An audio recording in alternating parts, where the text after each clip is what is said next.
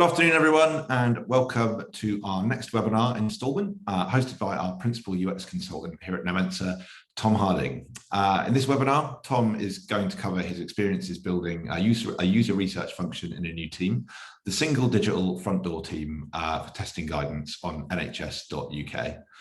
Tom is going to talk through the challenges he encountered introducing research capability in the team, and how they implemented a collaborative, agile user research framework to ensure the service met the needs of the users. As always, please do join in the discussion in the chat. Please do make sure your settings are switched to panelists and attendees, though, so that everyone can see your messages. And if you've got any questions for Tom, you can submit them using the Q&A box, and I'll get through as many as these with Tom as I can at the end. Finally, we're using auto-generated captions from Rev today. There is a chance some of these might get a bit muddled when Tom's presenting live, as is the nature of these things, but we'll make sure that these are all tidied up and accurate when we post the recording online later. So yeah, Tom, over to you to kick things off. Cheers, Henry. I hope the transcription recognises the Northern accent as well, but we'll see how it gets on. Yeah, so thank you, Henry, and thank you everyone for signing up to listen to the talk today.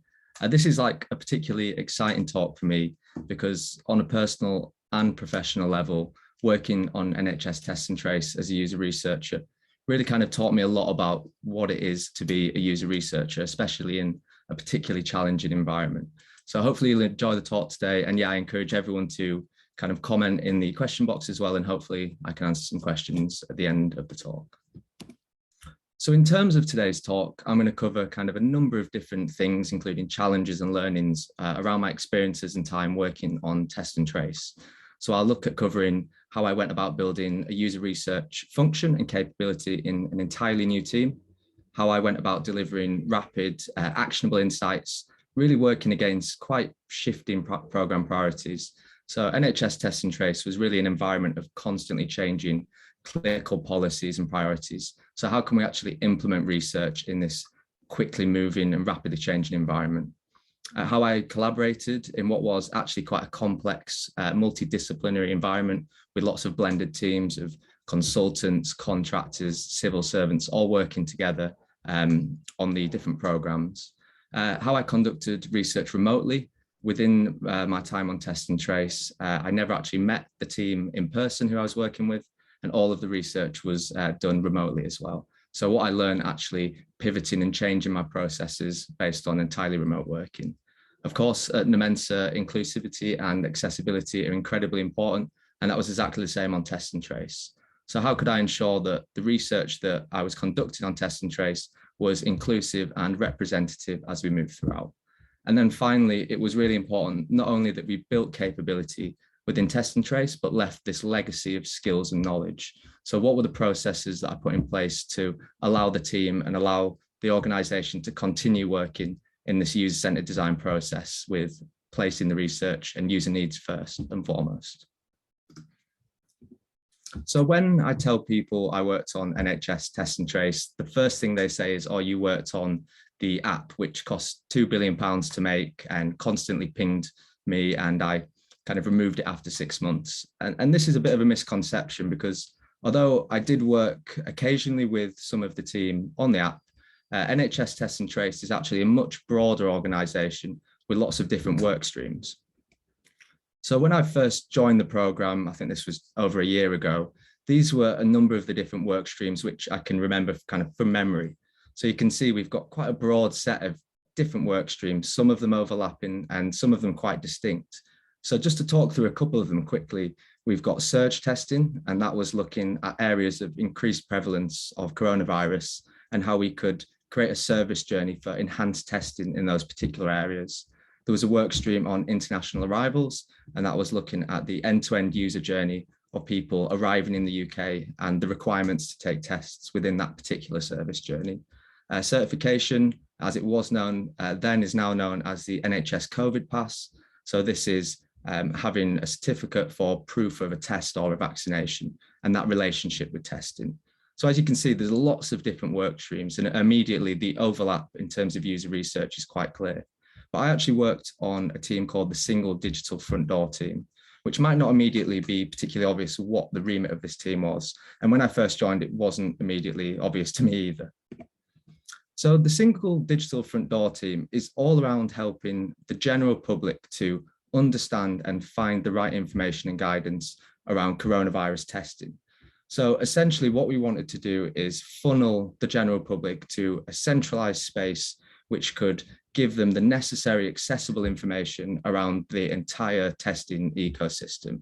So what we found when we joined is that there was quite a fragmented information landscape online. There was lots of pieces of information on Gov.uk, NHS, local authority websites. It was quite difficult for the general public to actually find the correct trusted information.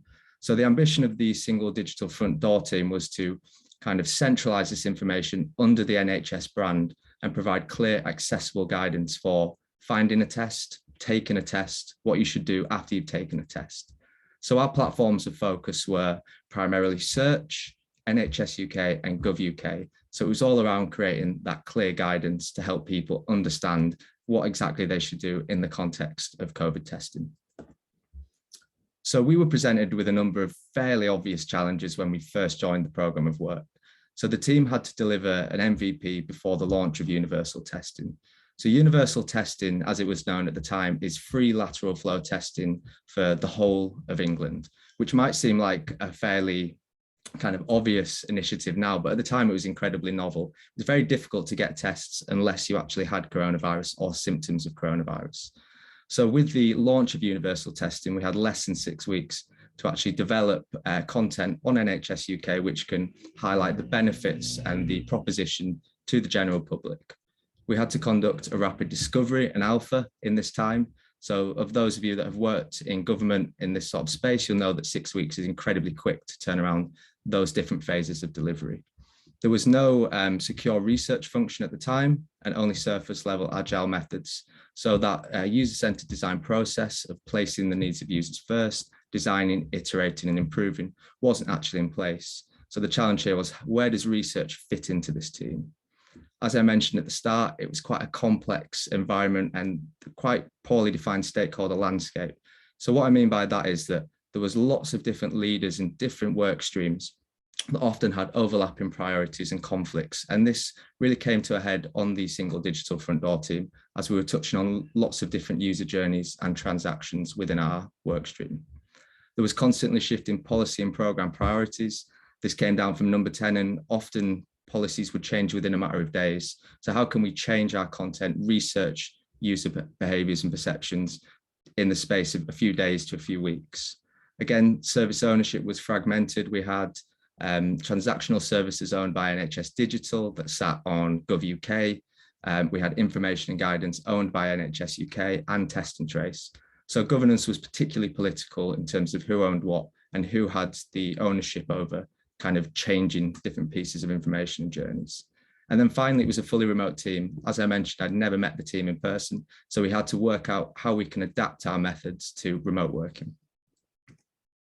So in terms of that team structure on the single digital front door team, it was a fairly typical government delivery team in the sense we have workstream leads in delivery, we have a product owner, 2 delivery managers, 1 in each organisation, as it was split across different organisations. So we had Test and Trace and NHS UK. We had different representatives from the design discipline. So we had a service designer, a content designer, and also content governance, as this was particularly important on this work stream that content came first, and content was kind of an aspect that really needed to be considered. And then importantly, there was no fixed user research capability on the team when we joined. So the team had been relying on lots of work that had been done previously and other researchers in other work streams. So when we joined this team, we wanted to understand, where does user research actually fit within the wider team? How can we build a functioning capability which essentially supports that user-centered design process? So what we first did when we joined the team is start to understand what is the maturity of the team. And that would allow us to understand how can we define and communicate our role as user researchers. So this was particularly important, that we were able to let the team understand what value can we bring as user researchers. So we conducted a period of stakeholder mapping and stakeholder interviews with the whole team and wider stakeholders to help us define these 3 core missions that we had as user researchers. And this allowed us to hold ourselves accountable to the work that we did within the team. So very briefly, the first mission was we want to support the overarching goals of the team and ultimately help make the services better by underpinning them with user needs. So placing the needs of users first through this evidence-led approach. The second was to embed a framework of research that was continuous. So continuous is the important word here because we wanted to ensure that we could continuously provide research and respond and reflect based on the overarching goals of the team. So how can we quickly adapt and respond our research goals and our priorities based on changing priorities? And then finally, we wanted to champion the needs of all of our users.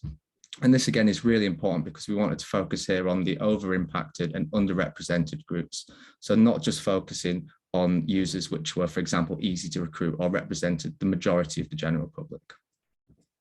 So once we defined our missions, we then wanted to start with our user needs. And this is something I would always do on every project. And it's exactly the same on NHS Test and Trace. So we want to understand what exactly are the needs we're hoping to fulfill here. So what you can see here is a repository that we created of all of the user needs that we felt were relevant for this particular work stream. So this is using a tool called Airtable, which is an amazing tool that allows you to filter, collate, and synthesize things like user needs. So sort of bring them together into a space that actually makes sense. So what you're seeing here is a list of just a few of the user needs from a particular stage in the journey. So awareness and understanding, for example. And one of the benefits we had entering the work stream and entering the project is there had been lots of research done by satellite teams, wider organizations throughout the pandemic before we actually started the program of work. So amazing work done by NHS Digital, by the Behavioural Insights team, Voice of the Customer team. They'd already compiled loads of amazing evidence, which helped us to start to build a picture of the needs we might need to meet within our project. You can see here we tagged all of them based on which user it was relevant to, particular themes and touch points in the journey, and then importantly, a hypothesis or hypothesis for how we want to actually meet this need. So this hypothesis-driven approach was particularly important because we wanted to be able to show by doing something, what is the outcome of meeting this need? And that allowed us to track the needs as we move through the project. So you can see this was a living, breathing document where we could continuously track whether we felt we were meeting needs based on evidence. And of course, this was an open accessible tool. So we provided evidence of all of the different user needs and the respective reports as we move through. So at this point, we'd understood or started to understand the list of our user needs, but we wanted to actually understand, who are our users and how can we actually define our users in the context of research on this program of work. And this was a particularly challenging aspect when we started because everyone in the UK essentially was a user. Everyone on this call who lives in the UK is a user of our service and our content. So how can we actually start to think about users in a more practical way that enables us to recruit participants and conduct research and design particular pieces of content and journeys? So rather than using personas or behavioral archetypes, we actually moved more towards what we called sort of circumstantial dimensions or a circumstantial scale. So an example of what that might mean here is if we look at working arrangements. Does a person from the general public work from home or are they unable to work from home? And the reason we pick something like this is by working from home, they're less likely to mix closely with other people, therefore less likely to get coronavirus. And that influences the likelihood of their relationship with getting a test.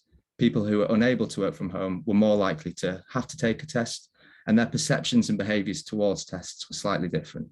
So by being able to take a broad spread of different circumstances from this particular dimension, we could ensure that we were being representative when we want to explore a particular topic of research.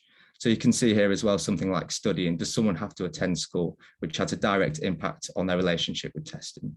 We also had a number of secondary criteria, which were focused on the underrepresented and over-impacted users.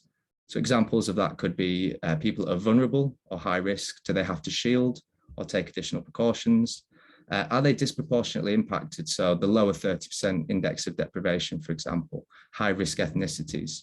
To put it simply, these are people that are statistically more likely to die from coronavirus. So how can we ensure that within our research sample, we represent these particular users? And then, of course, people with access needs. So it could be low digital literacy. They could use assistive digital technologies. and also people with English as a second language as well. So essentially, when we conducted research, we wanted to ensure we were representative across all of these different dimensions, which was incredibly difficult and did present challenges in itself. So once we'd understood or defined our user needs and started to understand how we could actually explore user groups, we wanted to start to introduce a framework.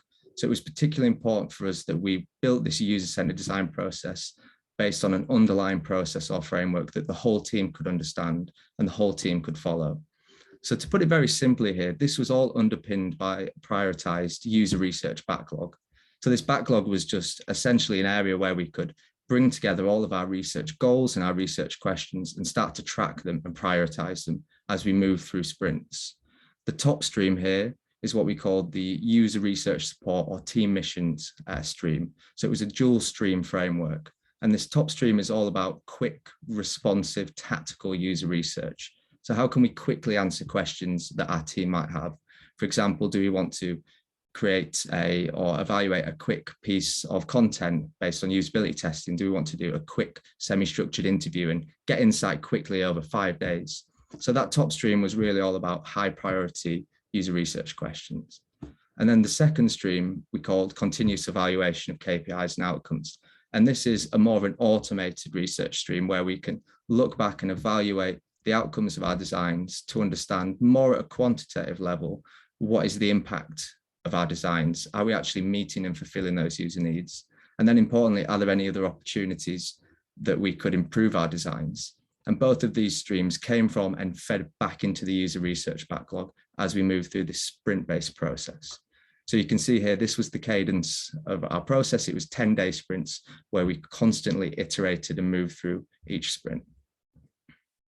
So thinking about that top stream that we looked at, that top tract, which was more qualitative and tactical, this in practice was what it actually looked like. So it was a 10-day sprint where we wanted to quickly understand and define the priorities of our team, prepare and create research plans, execute that research, analyze, and then feed back the research in the space of a single sprint. So it was incredibly quick. So as you can see here on the first week, which is day 1 to 5, this is all around prioritization, understanding the goals of the team, starting to prepare a research plan, recruitment, and then feeding it back to the team. And then week 2 is all about executing the research, quickly analyzing the results, and then debriefing the team, presenting back the insights before we go back to our backlog and then repeat the process. So it was a 10-day process, and we wanted to really ensure, again, that we could quickly provide insights. So I'm going to talk through what this sprint actually looks like in action, because it was very fast paced and it was very intense, but that was almost a necessity with the speed of test and trace. So in terms of tools, to put it quite simply, there was only 6 key tools that we used. And this was really for collaboration and for file sharing. So Teams was used really for us to communicate within our team and to conduct sessions with participants. Trello was really all about our backlog, so managing our overall team backlog and then the research backlog.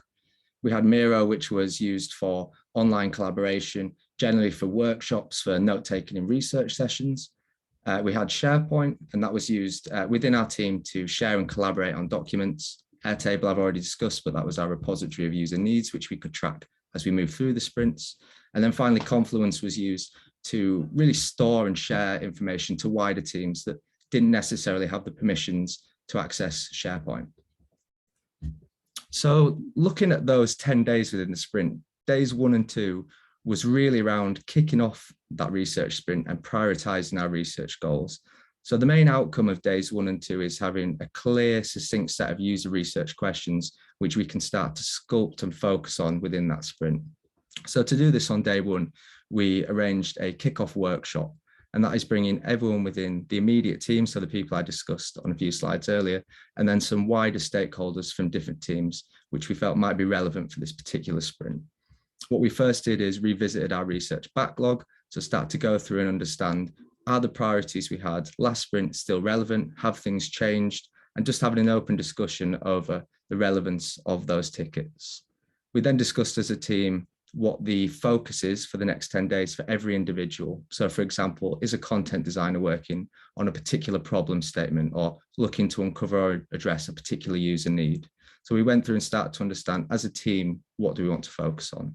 So this was kind of a hand-holding exercise where we understood what the team are doing, what their priorities are, and then how that might translate into user research questions. So what we wanted to do is understand how can we help you achieve as a team your goals through user research. That could be discovery questions, it could be testing a live page with usability testing, or it could actually be uncovering insight that we actually already had. And importantly, user researchers also took part in this kickoff workshop, so we could understand from every single discipline what the priorities were. So some people might find this slightly boring, but this was an essential part of that initial stage of the sprint. And this is what we called an assessment prioritization sort of matrix. And the purpose of this was, once we'd had a set of research objectives or research goals, we wanted to be able to prioritize those and remove emotion from the prioritization process. So one of the challenges we had is it's quite difficult to get direction from senior leadership, from project leads on the actual program priorities within the context of our work stream. So we wanted to create a method which allowed us to independently kind of put a finger in the air and say, what do we think is the priority for this sprint? And constantly adapt and change our priorities based on a fairly rigid framework. So examples of the different things that we would assess here is, does the research objectives we define in our kickoff align with program priorities? So those top level program priorities. An example could be, we want to increase the reporting of lateral flow tests. So does this research question align with that? Do we feel that decision-making will be impacted by the research? It's particularly important for me that research kind of has an outcome. It's only valuable if it has an outcome. So what we wanted to understand here is, do we feel like the team's decision-making will be influenced by the insights we can provide them? So they're not just asking for insights for no reason. Other examples here is the research manageable and achievable in this sprint? So more of the practical, feasible side. Do we feel that it requires additional prototyping or niche participant groups, which might impact the length and duration of the sprint and then influence the priority in terms of matching it with the other kind of dimensions? So this gave us an overall score and allowed us to start matching and meeting the different priorities. Day 3 and 4, after kind of prioritization, understanding research goals, it's all around planning and recruitment. So at this point, we have a fairly clear understanding of what we should be focusing on. So at this point, we would break off in what we called squads. So based on that original kickoff, we generally had a few team members which were focused on a particular problem statement. So we would break off those team members into a squad and work collaboratively. So it could be a content designer or a service designer. And then we would work to plan and sculpt a discussion guide, a test plan, working with those team members. So talk them through the research goals we've defined, break those down into more granular research questions, and then actually develop a method with the content designers. It could be a product manager, for example. So they're able to see and understand the process we go through as user researchers, translating this into a method. And then, of course, we started recruitment as well. So we had a third-party recruitment agency and also some internal panels as well. So starting to reach out to those participants with a 5-day lead time. Day 5 was all around alignment. And this is kind of a new aspect of the framework, which I've not used before. And it was particularly important on Test and Trace because, as I mentioned, it was incredibly kind of large and fragmented organization. And there was lots of different teams, lots of different organizations, all working on similar problem spaces.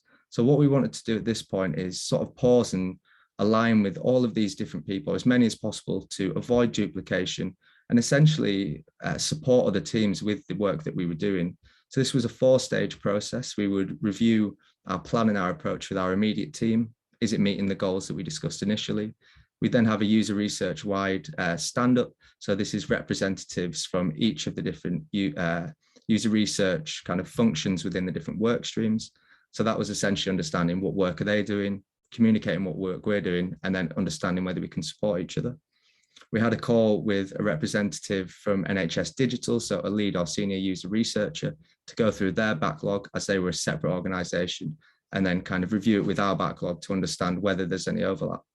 And then if possible, a call with a member of senior leadership team. So essentially to run through again, what work we're doing, what is the aim or the value of the research we're conducting. I think it's important at this point to say this wasn't necessarily a sign-off process. This was more understanding how we can share the learnings that we are kind of uncovering and how we could learn from other people. So this is going on to week 2 now. So at this point, we've understood and defined our research goals and our approach, and we have started to plan and book in our research sessions if it was qualitative interviews, for example.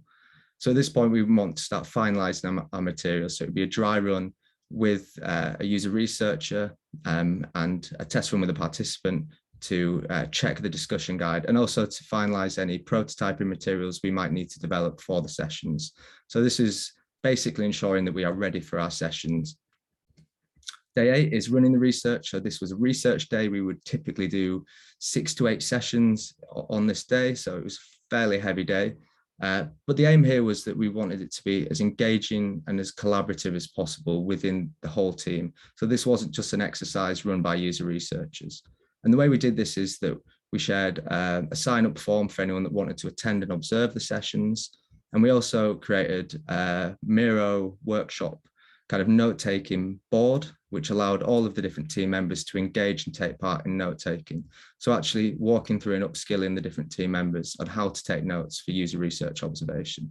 And this actually helped as well, because by having the different squad members observing and taking part in note-taking, it meant that when we actually fed back the insight, they already had some idea of the work that had been done and the insight that had been gathered. And then on to day 9 and 10, this was the analysis and debrief.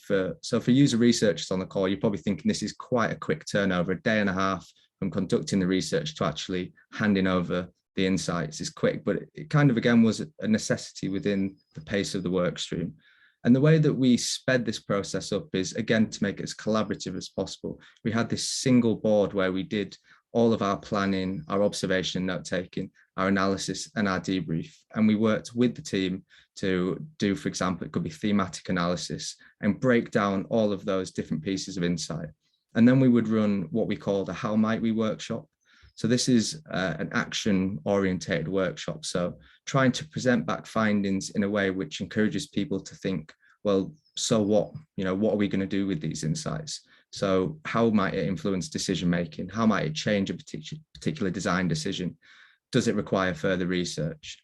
So the way we did this is breaking down insights into what we called user insight statements, which are sort of matter-of-fact statements, which are really easy to communicate and are quite tangible for someone like a content designer who might want to change a particular design on a page. We ran through these, and then it was quite an interactive workshop where people would take notes and discuss each of the insights. And the outcome here was basically a set of tickets which we could place in our wider backlog, which ensured that all of the team can understand the actions which we can take from the user research, and also back into our research backlog to understand, have we actually met the original goal of this sprint? Do we want to conduct more research? And how can we continuously track each of the research goals and questions? So we also have a KPI and impact track. And this was a really important aspect as well of the overall framework, because we had that initial stream which allowed us to quickly respond to research goals. And then we had a second track which allowed us to kind of measure the outcomes of the designs we were making. So to give you an idea of the methods we used here, this was much more of an automated process of tracking and evaluating different kind of large scale data points. So it could be analytics from NHS UK, could be pop-up surveys we used, could be looking at call center tickets. And what we wanted to do at this point was really understand, what is the impact of the designs that we're implementing here? Are we meeting the user needs? So are we meeting those hypotheses that we initially established? So again, here are some examples of some of the sources of feedback we used for this second track. A good example was Hotjar survey responses. This was a third-party pop-up tool, which we implemented on NHS UK. And this enabled us to track on a large scale, 30, 40,000 responses in a few days. Why are people visiting the website? Are they finding what they're looking for? What kind of pain points are they encountering? And being able to actually track those and measure them throughout a number of months. We also, to a lesser degree, use social listening, internal and external search as well, just to understand how behaviours might be changing. So I mentioned how we built this framework and built this capability, but it was important as well that we left a legacy, that this approach was actually continued after we left the programme. So we wanted to understand how is it best to upskill the team and also the wider user research community within Test and Trace. So to do this, we wanted to create this template board and a bit of a playbook for how you might implement agile framework on other work streams in Test and Trace. So we ran a number of training workshops with different user researchers across the whole program to discuss how they might want to adopt this more agile approach. So whether it was relevant for their particular team. And of course, any new user researchers which were onboarded onto the single digital front door team, also training them on how this framework can be used. And I actually caught up recently with the user researchers still on the team, and they are using the exact same framework. So it really kind of demonstrates the value of embedding research in a particular process within the team. So I'm very quickly going to run through the 6 key points. So what did I actually learn by building this process and this function on Test and Trace, and the lessons I would take away to other pieces of work when building capability in teams. So the first is that an agile framework really allows you to be responsive. So the rigidity of a process actually allows you to be flexible. It takes away the thinking and means you can move together as a single team and actually start to address quite big problems in more of a systematic way. So it might seem strange having this rigid process, but it actually really helped us. Fairly obvious, but collaboration was essential within this work stream. There's no way I would have been able to follow such a quick, rapid process without the support of the entire team. Again, we don't want to work in siloed disciplines, but actually start to share our skills across the board. So content designers can do the work of user researchers in part, and user researchers can support content designers. So having that attitude really helped.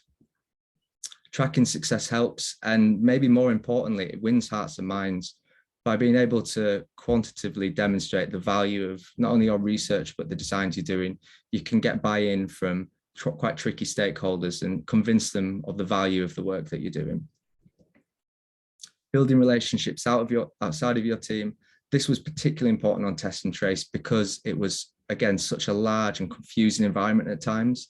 And without having that networking and that relationships with wider organizations, different user researchers, different designers in other teams, I wouldn't have been able to have a clear understanding of what exactly was happening across the whole organization. And that would have ultimately meant that I could have potentially duplicated work or, done work that was not necessary based on the insights that had already been conducted. A slightly more controversial one, but remote research, I don't think is necessarily a bad thing. I think if anything, it could be good. A good example would be I conducted some research, I think it was usability testing with a family that had just moved from China to the UK in the middle of the pandemic, in the middle of lockdown. And they were self-isolating in a hotel room. And I actually did some usability testing with them, with the children in the background watching a TV. So this was real life contextual inquiry, which you couldn't replicate in a lab. And that, I felt it gave me a richness of insight I wouldn't have normally been able to get. So remote research allows you to speak to people you wouldn't normally get to speak to. And then finally, focusing on actions and outcomes and not documentation. I've been guilty in the past of writing 200-word research reports with really elaborate behavioral heuristics and different kind of insights. But what I've started to learn is that the value of research isn't around shiny decks and documentation. It's about what value it can bring to the team. What is the actual outcome of the work that you're doing? So what I learned here is if you want to move quickly and you want to actually ensure that a team can get the most value out of user research, spend more time thinking about a process that allows that rather than that traditional way of creating decks and then presenting them back. So it's definitely something I'll be taking forwards. And again, it's not always possible. Documentation is important, but it's finding out how to do it at the right time. Okay, thank you very much. I think Henry's going to jump back on now. If anyone's got any questions, hopefully I can answer them. Awesome. Thanks, Tom. That was, an awesome talk and fantastic bit of work. I mean, you make kind of implementing an extremely complex process sound easy. If anyone watching has any questions, as Tom said, please do submit them using Q&A box just at the bottom of your screen.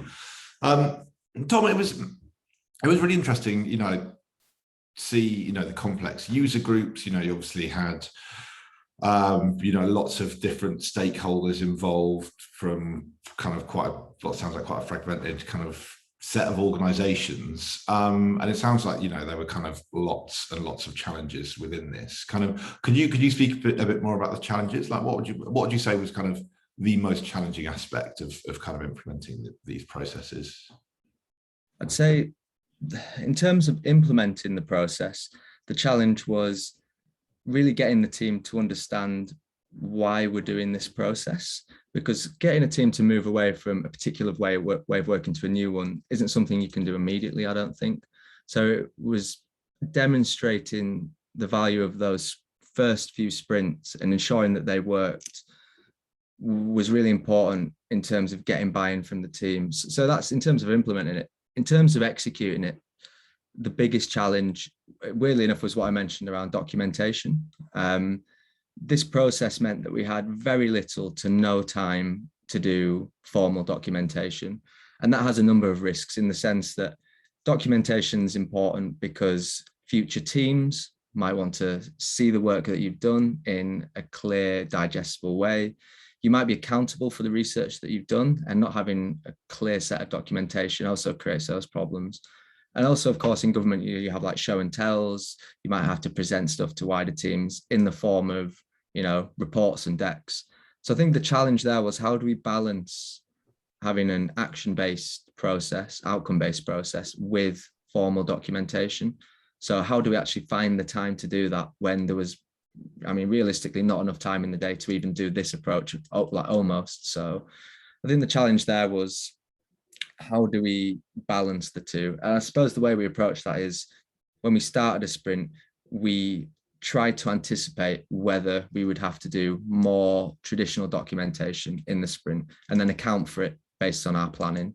But that was one of I think the only other challenge really was just the sheer amount of different work streams and different work, and the difficulties we had understanding the organizational structure as a whole. Awesome, thank you. So we've got loads and loads of questions which I'll try and get through as many as I can. The first question here, submitted by an anonymous attendee, asks, are your template boards open sourced? They're not open sourced, but it's definitely something which I've been exploring potentially as well. If it's something that there's any user researchers or anyone else on the call which would be interested in kind of looking at them in more detail, I think reach out to me personally. I'd be more than happy to talk through them. But it's something, I might be exploring. It's something I'd like to write a blog on as well, so I have a bit more detail and can share them. Brilliant, thank you. So the next question we have, also from an anonymous attendee, how do you decide which metrics to track, and kind of whether they're not, say, vanity metrics? Yeah, vanity metrics is a good phrase. So it depends, in a sense, it depends on the hypothesis which we were exploring.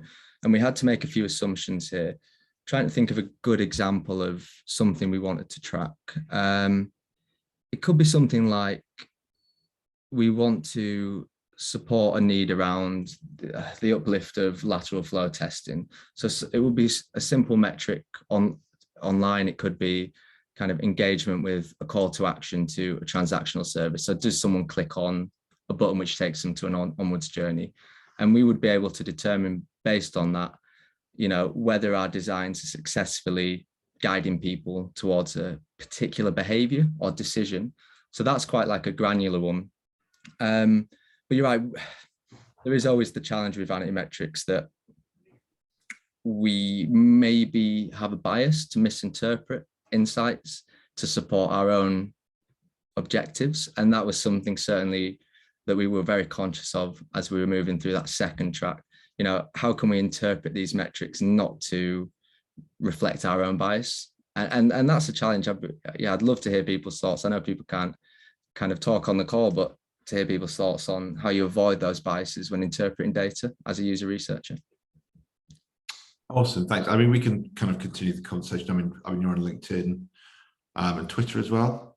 Not Twitter, no. No, but yeah, I'm sure you wouldn't mind people kind of continuing to kind of discuss this on LinkedIn with you. Yeah, And also there's a few people asking if the recording will be available. Yes, it'll be available shortly after this session, probably before the end of the day.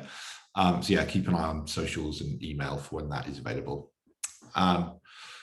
So our next question from Julia. Julia says, hi, when researching the needs of diverse groups, such as people with English as a second language, how many people did you need to run user tests with in this group to get the feedback that you felt was representative enough of the group's needs? You mentioned you tested with 6 to 8 people for each sprint. Would that be kind of all the people from one group or a mix of groups?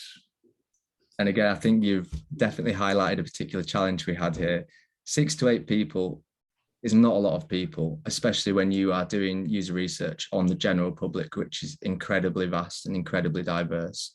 So what I suppose we endeavored to do is create a sample which in our mind captured enough perspectives that we felt it was, adequate for that particular research sprint. So the way we did that was within 6 to 8 participants, we always wanted at least 3 of those participants to be representative of those over-impacted and underrepresented groups. So they would have to qualify as, for example, a high-risk ethnicity, a lower 30% index of deprivation. We would have 1 participant with access needs, and then 1 participant with English as a second language. So that was like an overall criteria, and then we would have to blend that with those circumstantial dimensions. So of those participants, some of them had to work from home, for example, or had to attend university. So it was all about cutting and shifting the different criteria. And I do sort of appreciate that having 1 participant with English as a second language might not necessarily capture all of those perspectives, but we felt it was better than no participants whatsoever. Another way we kind of address this point as well is if we felt there was a particular piece of content or a particular objective which related specifically to, for example, someone with access needs or someone with English as a second language, we would actually do a focused sprint just recruiting participants with that particular criteria. So I suppose an example with accessibility is we were exploring some content for people with visual impairments on Gov.uk. And we felt the only way we can do that is to recruit people who have a visual impairment, so who use assistive technologies. It could be screen readers, could be magnifiers. So then we'd have a focus sprint to address that question. So that's kind of how we approached it. We wanted to ensure we always captured at least 1 participant with English as a second language. Awesome, brilliant. It's such a fluid situation that literally everyone in the country is using as well. You've got that's crazy. So next question from Georgie. They say, thanks, Tom. What do you think the downfalls were/are of doing user research at such a fast pace? That's a good question. That's a really good question. Crikey, what are the downfalls? I suppose the difficulty is that you might get into a rhythm where you are avoiding some of the bigger questions that require more time. So a good example is if you get into a rhythm where you're providing continuous insight to a team, they get used to that quick insight, and then they might have a really big question which is virtually impossible to answer in 10 days. And then that takes less of a priority because we can more quickly give insight based on maybe a lower priority question, but something we can fit in the sprint. So I think the downfall was we moved away from, we didn't adapt at times to a more waterfall method when it was necessary. So if a research discovery, for example, took a whole month to complete, within this framework, we didn't necessarily have a rhythm which allowed that. So I think that was the main downfall.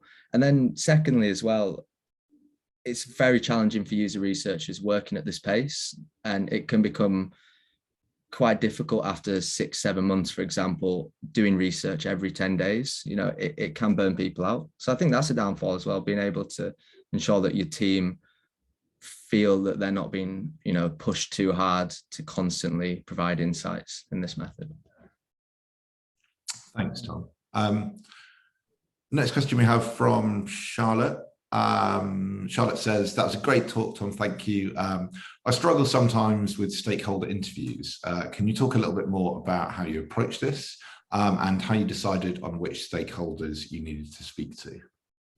So stakeholders in this team, in this program of work, were all of the members of the immediate team. I think stakeholders can be quite a formal term sometimes.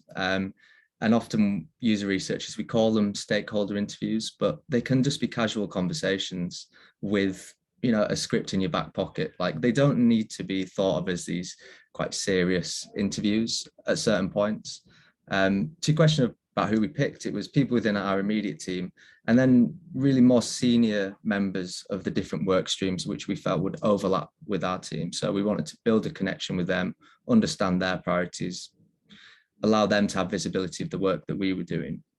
But in terms of the differences between stakeholder interviews and user research interviews, it entirely depends on what you want to get out of it, I suppose.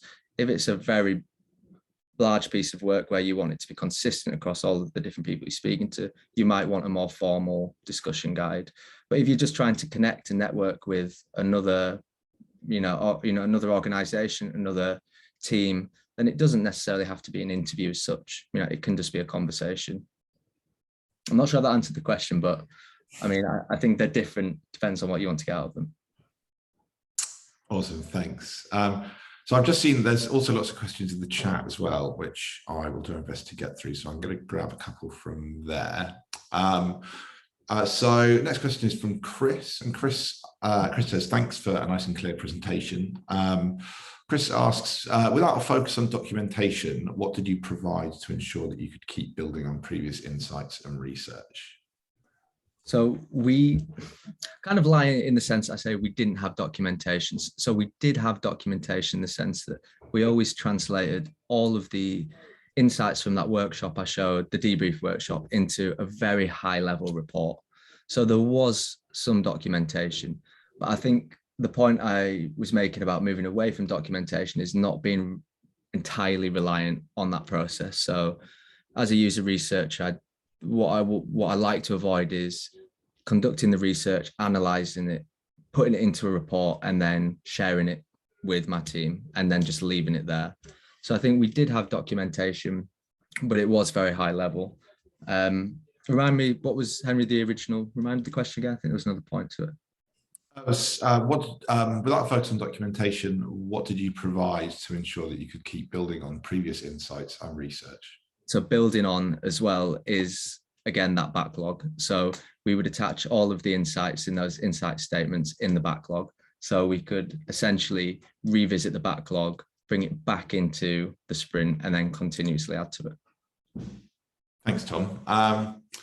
So yeah, next question from Benjamin. Benjamin asks, do you think that the seriousness and importance of the research affected how you approached it at all? Like, for example, would you apply the same approach for an e-commerce platform? Yeah, that's a great question. Absolutely. It was at points incredibly sensitive. We were conscious that, and this is something we actually discussed within the user research community on Test and Trace. We were speaking to people whose relatives had died from coronavirus, and we were talking to them about what might be fairly trivial things at the time, asking them about testing, for example. So there was a level of sensitivity that we definitely had to apply when we were asking these questions. There was also quite obvious kind of questions around, the privacy of people's health. For example, we weren't allowed to ask people about vaccinations. That was a policy that we had to undertake. So just being careful when we created a discussion guide, are we allowed to ask all of these questions? Double checking that with our research ops team and any legal teams within Test and Trace. But also, yeah, maybe facilitating some of the more sensitive discussions more carefully and just being more prepared for those. Because yeah, there was some difficult conversations on Test and Trace because people at the time as well, you have to remember in the middle of lockdown, in the middle of the pandemic, it was quite a scary experience for a lot of people, and having these conversations was quite difficult, asking them about their motivations, their fears, their barriers with testing could have been quite difficult at points. So absolutely, I think it's just being conscious of the things that you're asking, and trying to understand what impact they might have on the participant, and whether you can word or phrase them differently, or avoid the question altogether if you don't think it's necessary. Thanks, Sir. And I think your answer there kind of links quite nicely to this next question, or probably goes part way to answering it, I'm assuming. Kathy asks, thanks, Tom, for the amazing presentation. It was really inspiring. I've just joined a startup in the health tech industry as the user researcher. Do you have any advice on learning how to conduct research in this industry? It depends. What advice do I have? It depends at what stage of the design process you're at, for a start. Implementing this sort of framework can work at any stage of the design delivery. So it could be discovery, alpha, it could be beta. I suppose, what advice would I give? If you can, come up with a framework or an approach that the team can understand and get behind, then that would be one of the first things I would do. Develop a framework, develop a process that you can follow and the rest of your team can understand and follow. Having those tools in place will make a lot of the decisions and a lot of the work later on much easier once you get into that rhythm. So that's my advice. Explore different approaches to user research in different contexts. Awesome, thank you. So we've got a few more questions. I'll try and get through as many as I can in the next 8 or so minutes. So next question from Amy. Amy says, thanks, Tom. My mind is blown by how much work was involved in this. Amy's got a question about tools, saying you used Teams and SharePoint, Trello, Miro, Airtable, Confluence. But how did you kind of link these together to make the whole process trackable and coherent? How did we link them together? In a sense, the tools, so obviously all of the Microsoft Teams stuff was linked together. There wasn't a clear way of integrating a lot of the tools in a traditional sense that we might see on Jira or Confluence, for example. So I think it was really being able to signpost the relevant tools at different points in the user research process. So for example, we had a single centralized Miro board, and that's where all of the work that we did throughout the whole project was kept. So there wasn't a complexity there in the sense that if the team had to access or look for a particular piece of information in a workshop, they knew exactly where to go. And that was signposted on all of our, invites, all of our emails. So I think we didn't necessarily integrate or join them together. We just used as few as possible. I think that was the way we got around this. If you can see the different tools that I talked about, each one has a distinct kind of purpose. And we wanted to ensure we didn't have multiple tools that did the same thing. So for example, if it's collaboration on documents, we want to avoid using 3 different tools for a single purpose. So I think although like I said, although they weren't integrated, we felt that was manageable, that amount of tools. Brilliant, thanks, Tom. Next question is simply, how many rounds of user testing did you do? Wow. I couldn't tell you exactly. We spoke to hundreds of people. I mean, if I was on the project for just under a year, we implemented the process within the first month, 10 days. I mean, multiple rounds, probably. I can't even give you a number. I lost count after a while. But yeah, we spoke to hundreds and hundreds of people. Awesome, cheers. So this next question, submitted anonymously, asks, what was the pace or way of working before you implemented this process? If not agile, how did you get buy-in to make this shift? Pace was different when we joined, in the sense that there was a lot of urgency to deliver this MVP. So the team, because there wasn't a process, the team were actually working, I would say, at the same pace, but it just was less coordinated. So they were doing an awful lot of work, but with that reliance on external research and external insight. So I think the pace when we joined was probably the same. It's just we sort of smoothed it out when we actually got into that rhythm. I keep on saying rhythm, but I think that's like, although it was fast and, you know, quite intense at times, we ensured that we never kind of pushed beyond our boundaries in terms of the pace of the work.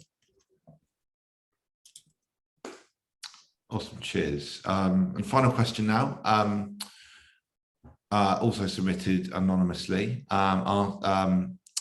It's a great information. We recently transitioned to kind of Trello, Confluence, Jira, and Office 365, and I'm now defining our process. Do you allow internal stakeholders to submit potential research ideas? I'm the sole researcher and I'm considering a Jira form to submit research requests.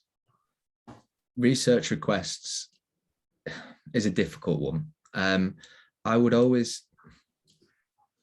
so I think the challenge I've had, not just in Test and Trace, but lots of organizations, is avoiding that prescriptive stakeholder who comes to you and says, we want you to do this. It shouldn't be, you know, a one-way process. And I think there's a danger there if you have, for example, a form for requesting user research questions or goals or insights, then it's not necessarily an open conversation. The process that we had here was a collaborative workshop where we discussed and uncovered the different research goals together as a group. So it was very much in the open, because we did have senior stakeholders coming and saying, you should be doing this work. And all we did there was we returned to our backlog, we returned to our assessment matrix, we pushed it through that process. And then if we felt that it didn't align with a higher priority, we would present that back to the stakeholder and say, this is our take, you know, as a self-organizing team, collectively, this is our take on the research request. And then, you know, again, it's open to them and how they respond. They might turn around and say, look, yeah, we want you to do that. And you might have to do it. But I think just having a process in place which allows people to be more rational about the decisions they make in terms of research requests. So have a dialogue with whoever is requesting research and don't let them make the decisions entirely for you. You know, you're a user researcher, you have the autonomy to decide what you think is a correct approach and a correct goal. Awesome, thank you. Well, yeah, no, thank you so much, Tom. That was a really insightful presentation and Q&A as well. And yeah, thanks to everyone that's tuned in. We'll have the recording available for you ASAP, so do keep an eye on your emails and our socials when that pops up in your inbox. I'd like to just give a couple of shout outs at the end. First one is that we are hiring. We've got lots of roles available kind of in our studio and beyond. So check out nomensa.com/careers for more information on that. We have also launched Virtually, which is our free virtual web accessibility and digital inclusion conference. So that's taking place on 17th and 19th of May. We've got some fantastic speakers. So whether you're an accessibility practitioner or kind of UXer or a designer looking to kind of bake more accessible processes into the work that you do, please do join us. That's completely free. And virtual also. We'll be tweeting out links to that shortly and posting on our LinkedIn as well. Finally, our next webinar is going to be hosted by our Head of Experience Delivery, Hannah Tempest. Details of that we'll be releasing very soon as well. So do keep an eye out for when they are. So again, thank you very much, Tom. And yeah, thanks to everyone that tuned in. We'll see you next time. Thank you.